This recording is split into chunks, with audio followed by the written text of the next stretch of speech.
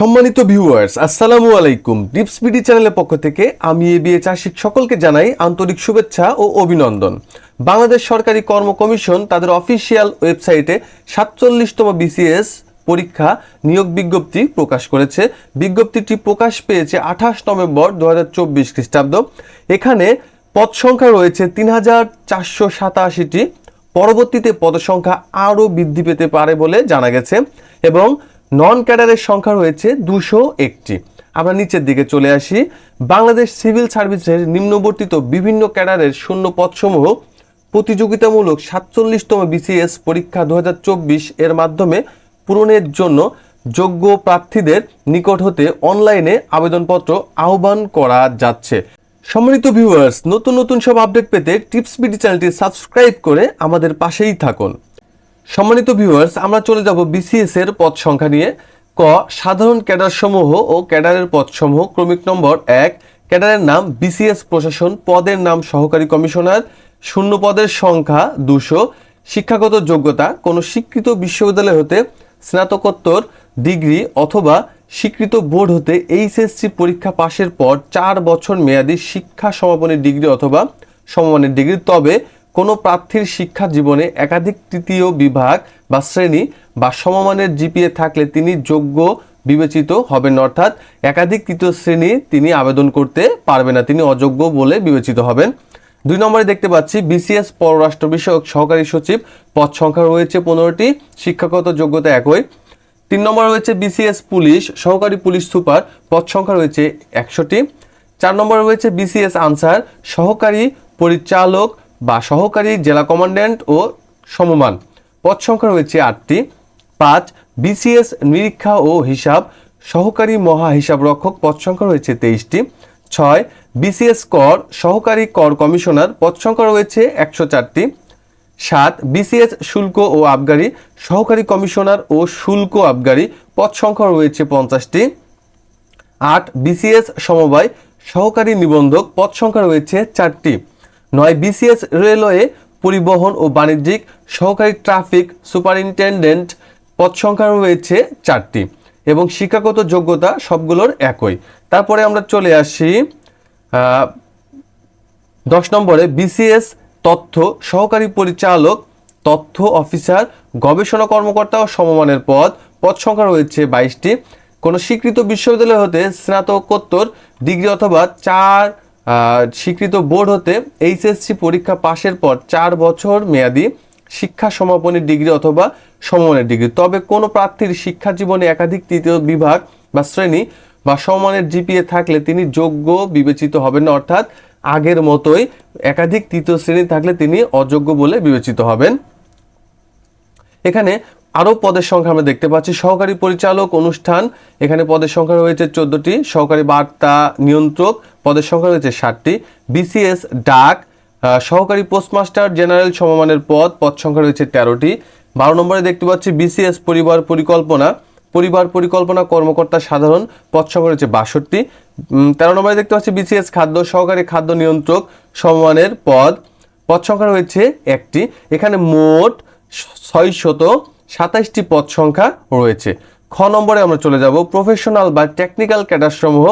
ক্যাডারের professional বা technical পদ সমূহ, এখানে ক্রমিক নম্বর 1 আমরা দেখতে পাচ্ছি বিসিএস পরিসংখ্যান, পদের নাম পরিসংখ্যান কর্মকর্তা, শূন্য পদের সংখ্যা 60টি। শিক্ষাগত যোগ্যতার কথা বলেছে কোনো স্বীকৃত বিশ্ববিদ্যালয় হতে স্নাতক পর্যায়ে অর্থনীতি অথবা পরিসংখ্যান অথবা পরিসংখ্যান সহ অর্থনীতি অথবা গণিতে প্রথম শ্রেণী বা সমানের জিপিএতে স্নাতকোত্তর ডিগ্রি অথবা দ্বিতীয় শ্রেণী বা সমমানের জিপিএতে অনার্স সহ দ্বিতীয় শ্রেণী বা সমমানের জিপিএতে স্নাতকোত্তর ডিগ্রি অথবা বাণিজ্য বিভাগের যে কোনো শাখায় অথবা সমাজবিজ্ঞানের বিষয়ে সমমানের ডিগ্রি অথবা উল্লিখিত যে কোনো একটি বিষয়ে 4 বছর মেয়াদী দ্বিতীয় শ্রেণী বা সমমানের জিপিএতে অনার্স ডিগ্রি থাকতে হবে। শিক্ষাগত যোগ্যতার বিষয় কোডগুলো এখানে বলে দেওয়া রয়েছে। লিখিত পরীক্ষার পদ সংশ্লিষ্ট বিষয়ের কোড এখানে দেওয়া রয়েছে। ওকে, তো আমরা এখানে দেখতে পাচ্ছি পদসংখ্যা ছিল 60টি। পরবর্তীতে আমরা চলে যাব। পরবর্তীতে 2 নম্বরে দেখতে পাচ্ছি বিসিএস রেলওয়ে প্রকৌশল, সহকারী নির্বাহী প্রকৌশলী, পদ সংখ্যা রয়েছে 4টি, সহকারী যন্ত্র প্রকৌশলী পদ সংখ্যা রয়েছে 2টি, সহকারী সংকেত ও টেলিযোগাযোগ প্রকৌশলী পদ সংখ্যা রয়েছে 1টি, সহকারী সরঞ্জাম নিয়ন্ত্রক পদ সংখ্যা রয়েছে 1টি, সহকারী বৈদ্যুতিক প্রকৌশলী পদ সংখ্যা রয়েছে 3টি। তারপরে বিসিএস সড়ক ও জনপদ সহকারী প্রকৌশলী সিভিল পদ সংখ্যা রয়েছে 1টি, বিসিএস তথ্য সহকারী বেতার প্রকৌশলী পদ সংখ্যা রয়েছে 25টি, বিসিএস জনস্বাস্থ্য প্রকৌশল সহকারী প্রকৌশলী পদ সংখ্যা রয়েছে 5টি, বিসিএস বন সহকারী বন সংরক্ষক পদ সংখ্যা রয়েছে 5টি, বিসিএস মৎস্য উপজেলা মৎস্য কর্মকর্তা পদ সংখ্যা রয়েছে 30টি, কোনো স্বীকৃত বিশ্ববিদ্যালয় হতে মৎস্য বিষয়ে অনার্স সহ ডিগ্রি, বিসিএস পশু সম্পদ veterinary surgeon scientific officer lecturer store officer সমমানের পদ, কোনো স্বীকৃত বিশ্ববিদ্যালয় হতে দ্বিতীয় শ্রেণী বা সমমানের জিপিএতে doctor of veterinary medicine DVM degree সহ রেজিস্টার্ড ভেটেরিনারি প্র্যাকটিশনার হতে হবে, অথবা কোনো স্বীকৃত বিশ্ববিদ্যালয় হতে পশু চিকিৎসা এবং পশুপালন বিষয়ে দ্বিতীয় শ্রেণী বা সমমানের জিপিএতে বিএসসি ডিগ্রি থাকতে হবে। সায়েন্টিফিক অফিসার লেকচারার প্রাণী পুষ্টি কর্মকর্তা officer in charge zoo officer publicity officer animal production officer poultry development officer assistant poultry extension officer সমমানের পদ সংখ্যা রয়েছে 9টি। শিক্ষাগত যোগ্যতা একটু দেখে নেবেন। তারপরে বিসিএস কৃষি অধিদপ্তর কৃষি সম্প্রসারণ কর্মকর্তা কীটতত্ত্ববিদ প্রকাশনা অফিসার ইনস্ট্রাক্টর বীজ বিশ্লেষক নমুনা সংগ্রহ অফিসার সমমানের পদ সংখ্যা রয়েছে 168টি। কোনো স্বীকৃত বিশ্ববিদ্যালয় হতে বিএসসি কৃষি ও অনার্স ডিগ্রি থাকতে হবে। তারপরে চলে আসি মৃত্তিকা সম্পদ উন্নয়ন ইনস্টিটিউট বৈজ্ঞানিক কর্মকর্তা পদ সংখ্যা রয়েছে 1টি। শিক্ষাগত যোগ্যতা দেখে নেবেন। কৃষি বিপণন অধিদপ্তর সহকারী পরিচালক কৃষি বিপণন কর্মকর্তা পদ সংখ্যা রয়েছে 52টি। কোনো স্বীকৃত বিশ্ববিদ্যালয় হতে বিএসসি কৃষি অর্থনীতি সম্মান বা বিএসসি কৃষি ব্যবসায় ব্যবস্থাপনা সম্মান বা বিএসসি কৃষি বিপণন সম্মান বিষয়ে ন্যূনতম দ্বিতীয় শ্রেণী বা সমমানের সিজিপিএ থাকতে হবে। বিসিএস স্বাস্থ্য সহকারী সার্জন বিশাল একটি পদ সংখ্যা দেখতে পাচ্ছি 1331টি। এমবিবিএস বা সমমানের ডিগ্রি শিক্ষাগত যোগ্যতা থাকতে হবে। সহকারী ডেন্টাল সার্জন পদ সংখ্যা রয়েছে 30টি। বিডিএস অথবা সমমানের ডিগ্রি থাকতে হবে। বিসিএস পরিবার পরিকল্পনা মেডিকেল অফিসার সমমানের পদ কারিগরি মেডিকেল পদ সংখ্যা রয়েছে 138টি। বাংলাদেশ মেডিকেল ও ডেন্টাল কাউন্সিল বিএমডিসি কর্তৃক স্বীকৃত এমবিবিএস অথবা সমমানের ডিগ্রি। খ বিএমডিসি কর্তৃক প্রদত্ত রেজিস্ট্রেশন প্রাপ্ত। তারপরে চলে আসি বিসিএস গণপূর্ত সহকারী প্রকৌশলী সিভিল পদ সংখ্যা রয়েছে 5টি। শিক্ষাগত যোগ্যতা একটু দেখে নেবেন। সহকারী প্রকৌশলী পদ সংখ্যা রয়েছে 20টি। সর্বমোট পদের সংখ্যা 1883টি। বিসিএস সাধারণ শিক্ষা সরকারি সাধারণ কলেজসমূহের জন্য বিসিএস সাধারণ শিক্ষা সরকারি সাধারণ কলেজসমূহের জন্য প্রভাষক বাংলা পদ সংখ্যা রয়েছে 132টি। কোনো স্বীকৃত বিশ্ববিদ্যালয় হতে সংশ্লিষ্ট বিষয়ে প্রথম শ্রেণী বা সমমানের জিপিএতে স্নাতকোত্তর ডিগ্রি অথবা দ্বিতীয় শ্রেণী বা সমমানের জিপিএতে অনার্স সহ দ্বিতীয় শ্রেণী বা সমমানের জিপিএতে স্নাতকোত্তর ডিগ্রি অথবা সংশ্লিষ্ট বিষয়ে 4 বছর মেয়াদী ন্যূনতম দ্বিতীয় শ্রেণী বা সমমানের জিপিএতে স্নাতক সম্মান ডিগ্রি। তারপরে প্রভাষক ইংরেজি পদ সংখ্যা রয়েছে 77টি। শিক্ষাগত যোগ্যতা একই। প্রভাষক রাষ্ট্রবিজ্ঞান পদ সংখ্যা রয়েছে 90টি। দর্শন 48টি। অর্থনীতি 63টি। প্রাণীবিদ্যা 15টি। ইতিহাস 30টি। সমাজ কল্যাণ 25টি। রসায়ন 45টি। ইসলামী শিক্ষা 15টি। ইসলামের সংস্কৃতি ইতিহাস ও সংস্কৃতি 32টি। পদার্থবিদ্যা 37টি। উদ্ভিদবিদ্যা 30টি। সমাজবিজ্ঞান 15টি। গণিত 42টি। ভূগোল 16টি। হিসাব বিজ্ঞান 42টি। মার্কেটিং 10টি। ব্যবস্থাপনা 42টি। ফিনান্স ও ব্যাংকিং 20টি। মনোবিজ্ঞান 10টি। কৃষিবিজ্ঞান 5টি। পরিসংখ্যান 25টি। সংস্কৃত 5টি। গৃহস্থ অর্থনীতি 6টি। তথ্য ও যোগাযোগ প্রযুক্তি 50টি। খাদ্য ও পুষ্টি 2টি। সর্বমোট পদ 929টি। তারপরে চলে আসি বিসিএস সাধারণ শিক্ষা সরকারি শিক্ষক প্রশিক্ষণ কলেজসমূহের জন্য বিসিএস সাধারণ শিক্ষা সরকারি শিক্ষক প্রশিক্ষণ কলেজসমূহের জন্য প্রভাষক ভূগোল পদ সংখ্যা রয়েছে 3টি। প্রভাষক শিক্ষা 2টি। রাষ্ট্রবিজ্ঞান 2টি। গৃহস্থ অর্থনীতি 2টি। মোট 9টি। বিসিএস সাধারণ শিক্ষা সরকারি মাদ্রাসা আলিয়া এর জন্য এখানে প্রভাষক হাদিস পদ সংখ্যা রয়েছে 1টি। তাফসির 2টি, ইসলামের ইতিহাস 2টি, ফিকা 2টি, আরবি 2টি, বাংলা 2টি, ইংরেজি 2টি, পদার্থবিদ্যা 2টি, রসায়ন 2টি, উদ্ভিদবিদ্যা 2টি, অর্থনীতি 2টি, রাষ্ট্রবিজ্ঞান 2টি, গণিত 2টি, আইসিটি 2টি, মোট 27টি পদ।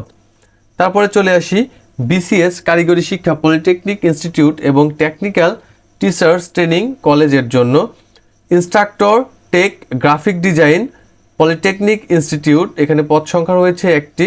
Instructor non tech Bangla polytechnic institute পদ সংখ্যা রয়েছে 2টি। ইনস্ট্রাক্টর নন টেক ইংরেজি পলিটেকনিক ইনস্টিটিউট পদ সংখ্যা রয়েছে 2টি। Instructor non tech accounting polytechnic institute পদ সংখ্যা 2টি। Instructor non tech management polytechnic institute পদ সংখ্যা রয়েছে 1টি। Workshop super electrical polytechnic institute পদ সংখ্যা রয়েছে 3টি। প্রভাষক tech technical teachers training college পদ সংখ্যা রয়েছে 1টি, মোট 12টি। এখানে আমরা বিভিন্ন ক্যাডারের সর্বমোট শূন্য পদের সংখ্যা দেখতে পাচ্ছি 3487টি। তারপরে বিশেষ নির্দেশনায় আমরা চলে যাব। বিশেষ নির্দেশনায় অবতীর্ণ প্রার্থীর যোগ্যতা। যদি কোনো প্রার্থী এমন কোনো পরীক্ষায় অবতীর্ণ হয়ে থাকেন যে পরীক্ষায় পাশ করলে তিনি 47তম বিসিএস পরীক্ষা 2024-এ অংশগ্রহণের যোগ্যতা অর্জন করবেন এবং যদি তার ওই পরীক্ষার ফলাফল 47তম বিসিএস পরীক্ষা 2024-এর আবেদনপত্র জমা দেওয়ার অনলাইন রেজিস্ট্রেশন শেষ তারিখ পর্যন্ত প্রকাশ না হয় তাহলেও তিনি অবতীর্ণ প্রার্থী হিসেবে অনলাইনে আবেদন করতে পারবেন, তবে তা সাময়িকভাবে গ্রহণ করা হবে। কেবল সেই প্রার্থীকেই অবতীর্ণ প্রার্থী হিসেবে বিবেচনা করা হবে যার স্নাতক বা স্নাতকোত্তর পর্যায়ে সকল লিখিত পরীক্ষা 47তম বিসিএস পরীক্ষার আবেদনপত্র গ্রহণের শেষ তারিখের মধ্যে অর্থাৎ 31/12/2024 তারিখ খ্রিস্টাব্দ তারিখের মধ্যে সম্পূর্ণরূপে শেষ হয়েছে। অর্থাৎ স্নাতক বা স্নাতকোত্তর পরীক্ষা যদি আমাদের লিখিত পরীক্ষা আমরা শেষ করে থাকি তাহলেও আমরা 47তম বিসিএসে আবেদন করতে পারবো। অ্যাপিয়ার দিয়ে সেখানে আবেদন করতে হবে, তবে শর্ত রয়েছে 31/12/2024 তারিখের মধ্যে সকল লিখিত পরীক্ষা সমাপ্ত হতে হবে। তারপরে চলে আসি অনলাইনে 47তম বিসিএস পরীক্ষা 2024 আবেদনপত্র পূরণ ও পরীক্ষার ফি জমাদানের সময়কাল। আবেদনপত্র পূরণ ও ফি জমাদান শুরুর তারিখ সকাল 10/12/2024 খ্রিস্টাব্দ বাংলাদেশ প্রমাণ সময় সকাল 10টার সময় শুরু হবে। আবেদনপত্র জমাদানের শেষ তারিখ 31/12/2024 বাংলাদেশ সময় রাত 11:59 শেষ হবে।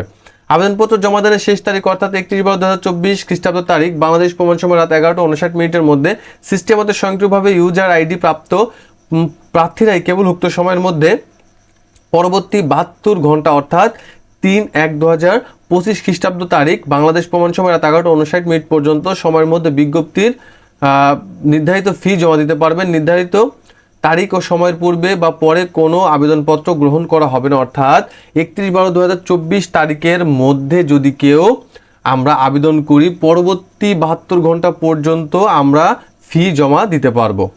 তারপরে বলছে অনুচ্ছেদ 2.3 বর্ণিত সময়সীমার মধ্যে অ্যাপ্লিক্যান্টস কপিতেও উল্লেখ করা থাকবে পরীক্ষার্থীদের ফি জমাদান সম্পন্ন করতে হবে। ফি জমাদানের পূর্বে আবেদনপত্র সংশোধনের সুযোগ রয়েছে। আবেদনপত্র প্রিন্ট কপি দেখে নিশ্চিত হয়ে ফি জমা দিবেন। ফি জমাদানের পর আর কোনো সংশোধনের সুযোগ থাকবে না। আবেদনের জন্য শেষ তারিখ ও সময়ের জন্য অপেক্ষা না করে পর্যাপ্ত সময় নিয়ে আবেদন করতে পরামর্শ দেওয়া হলো। এখানে একটি গুরুত্বপূর্ণ পয়েন্ট বলেছে, ফি জমাদানের পূর্বে অ্যাপ্লিকেন্টস কপি আমরা ডাউনলোড করে নিই, সেখানে আমাদের ভুলভ্রান্তিগুলো আমরা আগে পরীক্ষা করে দেখব। সেখানে যদি কোনো ভুলভ্রান্তি থেকে থাকে তাহলে আমরা সেটা সংশোধন করতে পারবো। কিন্তু আমরা ফি জমাদান যদি করে ফেলি, ফি জমা দেওয়ার পরে আর সেটা কোনো সমাধান হবে না এবং আবেদনের জন্য শেষ তারিখ ও সময়ের জন্য অপেক্ষা করতে নিষেধ করা হচ্ছে। পরামর্শ দেওয়া হচ্ছে পূর্বে আবেদন করা, কেন শেষের দিকে সার্ভারটা জ্যাম হয়ে যায়।